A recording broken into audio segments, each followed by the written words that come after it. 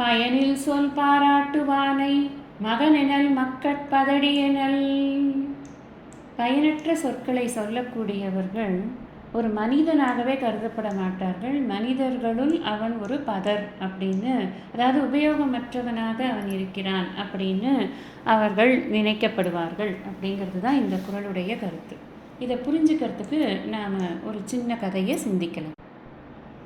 எவ்வளவு தடவை சொன்னாலும் அழுக்காத ராமாயணத்திலிருந்து தான் இதுக்கான ஒரு ரெஃபரன்ஸையும் நம்ம பார்க்க போகிறோம். அதே சீதா மாதா ராவணன் அந்த அசோகவனத்து காட்சிகள் தான் இதுக்கும் ரொம்ப ரெலவெண்ட்டாக இருக்குது அப்படின்னு பார்க்குறோம். ராவணன் எத்தனை ஒரு நாளைக்கு எத்தனை தடவை வருவான்னே சொல்ல முடியல.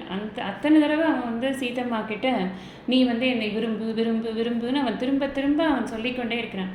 ஒவ்வொரு சமயத்தில் அவன் என்ன பண்ணுறான்னா தன்னுடைய பெருமைகளை பற்றி பேசுகிறான்.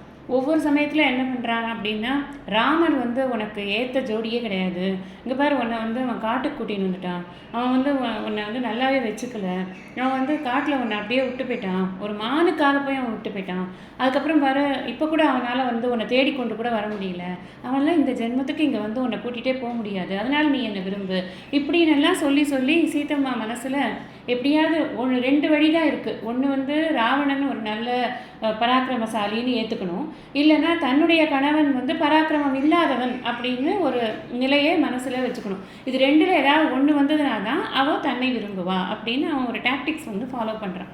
அப்படி இவன் ஒரு தடவை இவன் போய் கேட்கும்போதும் சீதம்மா என்ன பண்ணுறா அப்படின்னு சொன்னால், அவன் மூஞ்சை கூட பார்க்க மாட்டேங்கிறான்.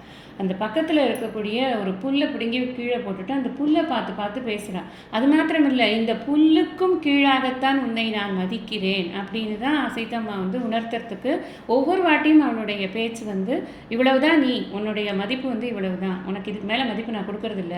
அதாவது எதனால் கொடுக்கறதில்ல அப்படின்னா, நல்ல விஷயமா பேசுகிறான் அவன். ஒரு நல்ல விஷயம் கூட அவன் பேசுறது கிடையாது. அவன் பேசுறது பூரா பயனற்ற சொற்கள். அந்த பயனற்ற சொற்களை பேசக்கூடியவன் புல்லினும் கீழாக பதராக ஒரு உபயோகமற்ற ஒரு விஷயமாக அவன் கருதப்படுகிறான் அப்படிங்கிறத சீதம்மா செயலில் காட்டினான். அதைத்தான் வள்ளுவரும் இங்கே சொற்களால் சொல்கிறார். நம்ம நல்ல விஷயங்கள் பேசினா தான் மற்றவங்க நம்மளை மதிப்பாங்க. பயனில்லாத சொற்களை பேசினா நம்மளை பதர் போலத்தான் நினைப்பார்கள்.